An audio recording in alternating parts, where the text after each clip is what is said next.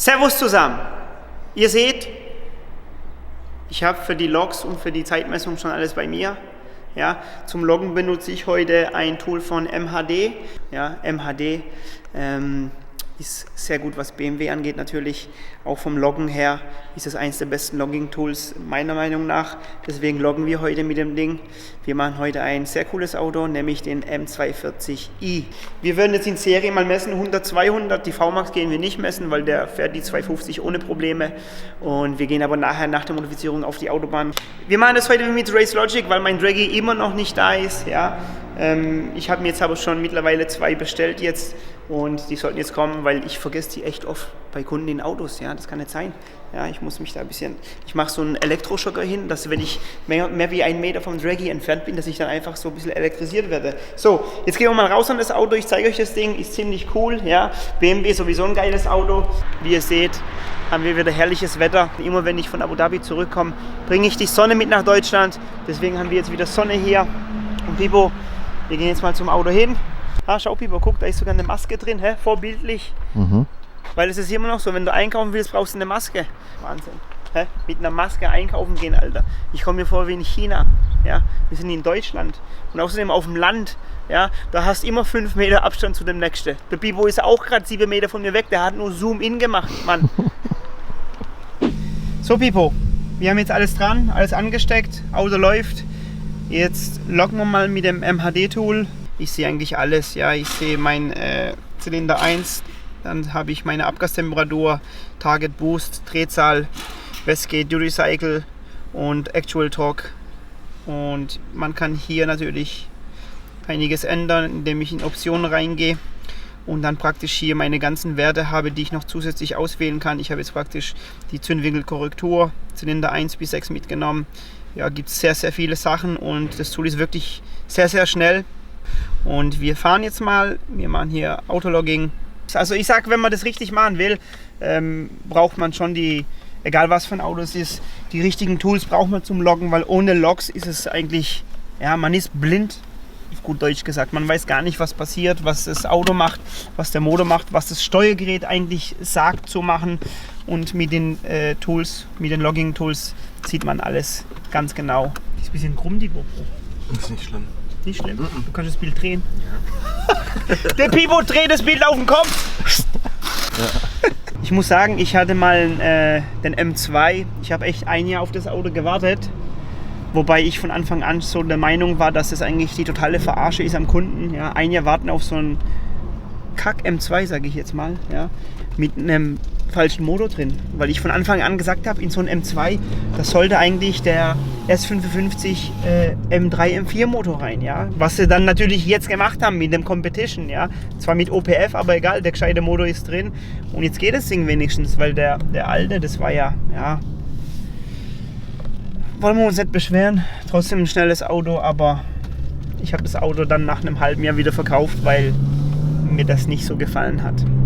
Habe jetzt auch schon ein paar Tests gehört, also Leute haben mir erzählt, dass der M240i zum Beispiel im Test teilweise schneller war wie der M2. Ja, wie kann das sein? Hast einen M2 und dann einen M240i und der ist teilweise schneller wie der M2 bei manchen Tests. Ja. Jetzt Achtung, hier, der macht Fotos, Achtung. Mach Fotos, film mal. Jungs, wenn ihr Autos braucht, immer bei dem kaufen. Der zieht euch nicht über den Tisch. Ja? Das ist der einzigste Araber, wo ich kenne, wo wirklich seriös ist und keinen über den Tisch zieht. Dankeschön.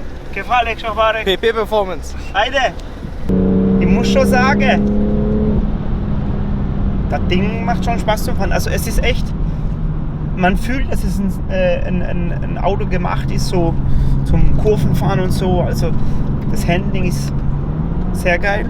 Man fühlt sich sportlich. Ja, zwar etwas klein, aber sportlich.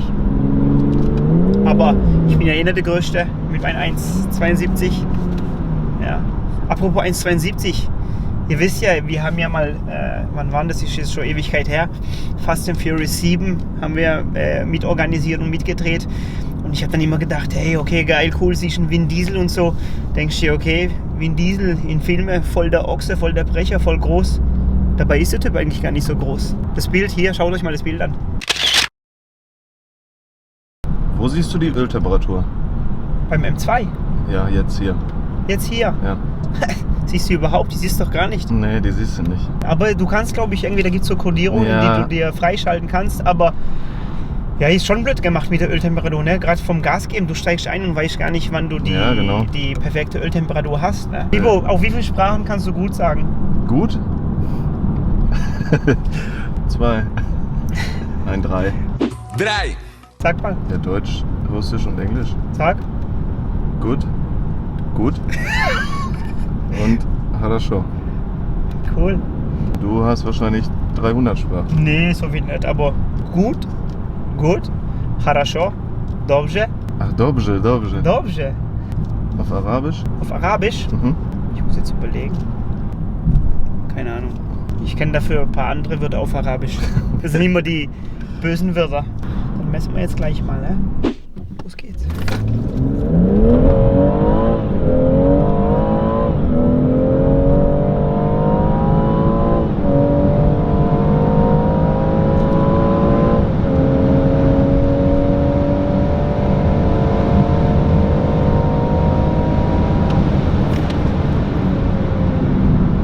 Null, 100, 5,1, 100, 200, 12,4. 12,4. Doch, so langsam. Dann messen wir mal das Ding.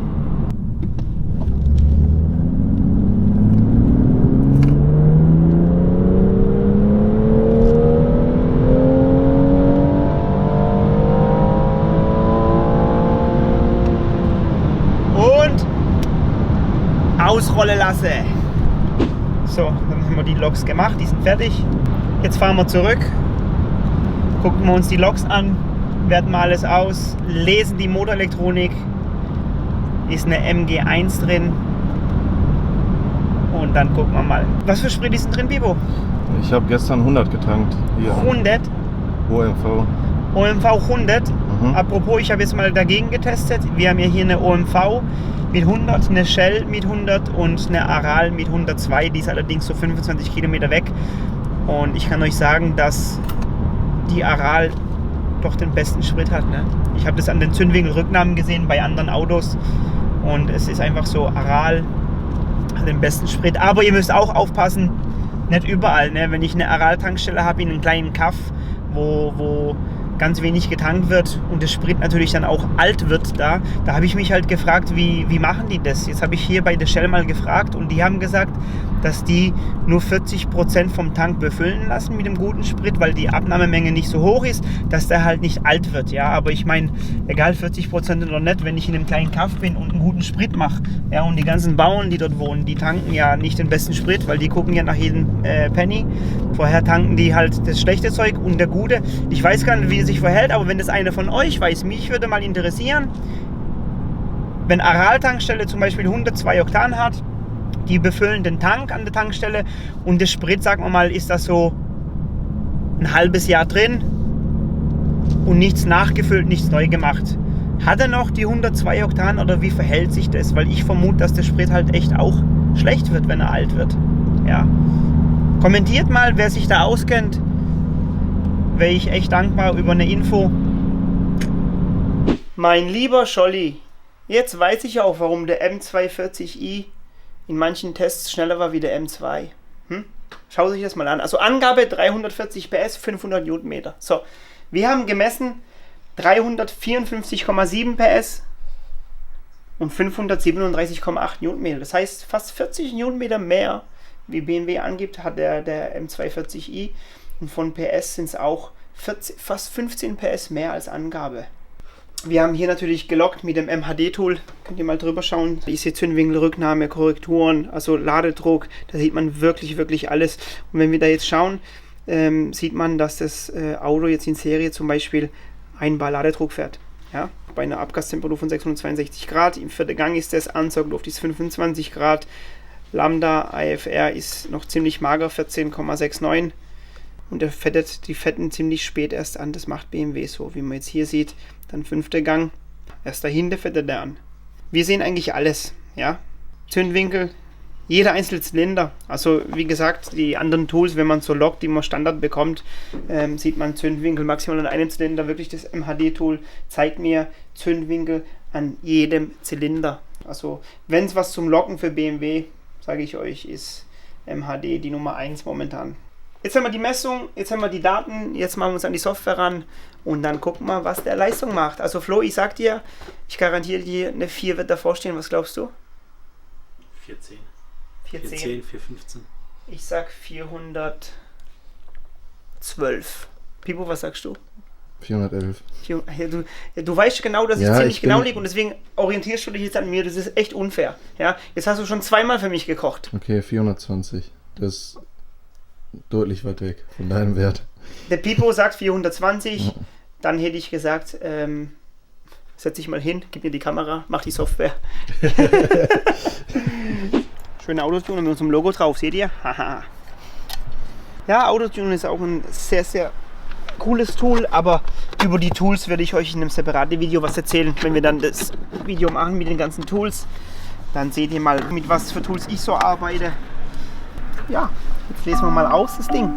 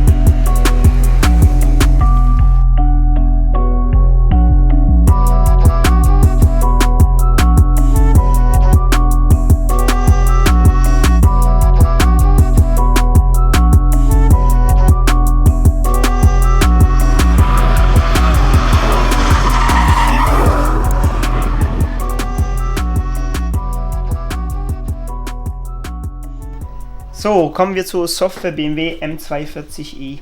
Wir haben hier Drehmomentbegrenzungen ganz oben, dann haben wir die Ausgabe für das Performance Display, das heißt die Drehmomentausgabe und Leistungsanzeigen, ja, die passen wir alle mit an.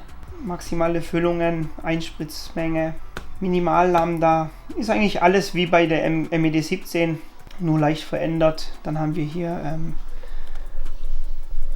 maximale Drehzahlen von der Pumpe, hier ist Lambda, maximale Füllung. Was haben wir denn hier? Wir gucken mal, wie das Ding begrenzt ist, Serie. 500 Newtonmeter geben sie an, ne? So, und wie ihr seht, ist das so begrenzt. 500 Newtonmeter, dann fällt ab 490, 470, 450, 430, 490, bla bla bla bla. So, wir machen das komplett auf 650 Newtonmeter. Dann auf jeden Fall Lambda. Was ich mit Lambda mache, ist, ich fette früher an, weil mir ist es echt zu heiß, was BMW da in Serie programmiert. Ihr habt es ja gesehen bei dem Log vorhin, dass die erst wirklich unter Volllast, ja, im 3., 4., erst im 5. Gang haben die angefangen, Sprit einzuschütten. Also wirklich, das weiß ich nicht, ob das so toll ist. Wir werden direkt anfangen, praktisch mehr Sprit reinzutun, damit das besser kühlt. Bei Lambda 1 unter Volllast zu fahren, das halte ich für schlecht. Wobei, die müssen das wahrscheinlich machen wegen den Abgaswerten und alles. Weil da haben wir die Zündwinkel. Ist alles hier. Noch maximales Drehmoment an der Kurbelwelle. Da kommen jetzt ein paar Überwachungsfehler, die aus sind. Von der Ebene 2. Vmax. Drehzahlbegrenzung ist natürlich auch hier. Drehmoment bei maximaler Ansauglufttemperatur ist hier. Wie ihr seht. So. So, Bipole. Gehen wir mal messen, hä? Dann machen wir erstmal die Messung, wa?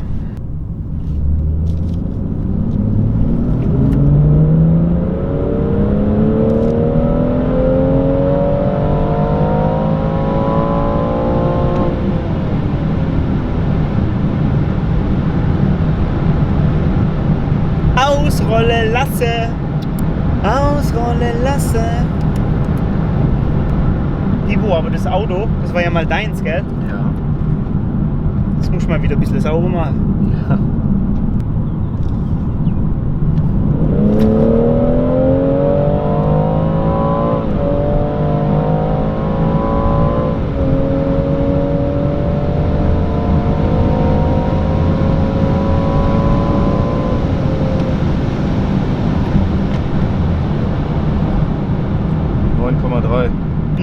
1,3 Sekunden, Pipo. Also das Auto hat definitiv über 400 PS, ja. Das war mir von Anfang an klar. Aber wie viel genau werten wir jetzt aus? Ja. Ladedruck habe ich so hier am Rande so rechts rüber gespielt, waren 1,3 bar bis Drehzahlende, also ist es ziemlich gut. Wir werten jetzt mal aus und dann gehen wir noch auf die Autobahn und checken Topspeed, Pipo. Da freue ich mich schon drauf. Der Pipo hat nämlich gesagt, er würde nicht gerne mitkommen, weil ihm ist beim letzten Mal schon schlecht geworden. Aber ich habe gesagt, diesmal geht es schnell. Wir fahren Autobahn, wumm, wieder runter und dann gehen wir nach Hause. Gell, Pipo? So, wie wir wissen, war Serie 354,7 PS und 537,8 Newtonmeter. Dann habe ich gesagt, es werden sein ungefähr 412. Pipo, was hast du gesagt? 420. Was wir gemessen haben, 426,4 PS, schaut hier selber hin, 426,4 PS und 613 Newtonmeter. Gestrichelte ist wieder original, durchgezogene ist modifiziert. Mit den Loks hier von MHD haben wir natürlich alles wieder gelockt und geschaut, wie wo was passiert, und wir sehen eigentlich, dass alles passt. Auch die Ansauglufttemperatur geht kaum über 30 Grad, ja, sehen wir hier 29 Grad, selbst die ganz hohen Gänge, 32 Grad Ansaugluft, es geht. Abgastemperatur haben wir 905. Ja. Wir sehen, wir fahren eine Zündung von 10,5 Grad. Auf einem Zylinder nimmt er 4 Grad zurück. Das ist aber okay und akzeptabel. Mehr brauchen wir gar nicht. Wenn der Kunde mehr Leistung möchte, müssten wir jetzt zusätzlich praktisch den Rennfilter reinmachen, Ladeluftkühler reinmachen und natürlich Downpipe mit mindestens 200 Zellen, damit halt der ganze Scheiß raus kann, damit die Hitze sich nicht staut, und dann kommt man da easy auf 460 PS, Pipo. Wir gehen jetzt nochmal kurz auf die Autobahn Topspeed, Pipo, und wir machen das schnell, die wird nicht schlecht auf der Autobahn. Ich fahre jetzt extra eine Autobahn, wo nur gerade ist, ohne Hubel, ohne Kurven, okay? Ja. Versprochen. Okay. So, Pipo, bist du bereit? Wir sind auf der Autobahn. Gucken wir mal, was das Ding so packt, Topspeed, oder? So, fertig, 120er vorbei, also weiter geht's.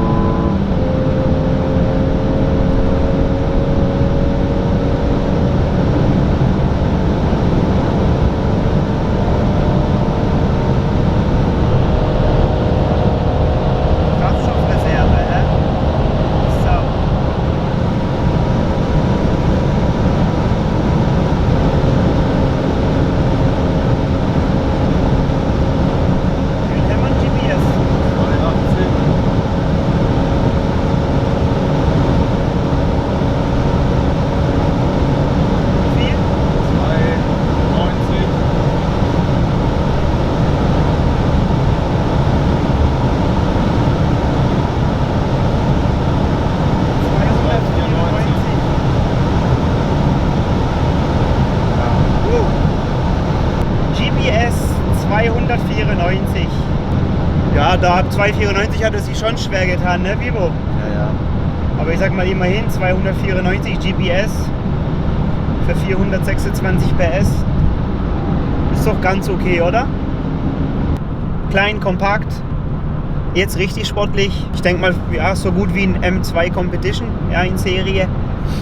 Und wenn der M2 Competition begrenzt ist, irgendwie bei 280, dann ist der M240 ihn dann obenrum schneller. Ja. In diesem Sinne sehen wir uns beim nächsten Video. Pipo, du weißt Bescheid. Fahr langsam nach Hause. Du hast ja 400 Kilometer nach Hause. Und dann kommst du bald wieder. Der nächste Trip ist bald. Vielleicht fahren wir in die Filiale in die Schweiz. Habt ihr Bock, mal was von der Schweiz zu sehen? Die haben immer gute Autos dort. Gucken wir mal, was sie dort haben. Dann drehen wir mal in der Schweiz eine Runde. Also, macht's gut, gell? Tschüss!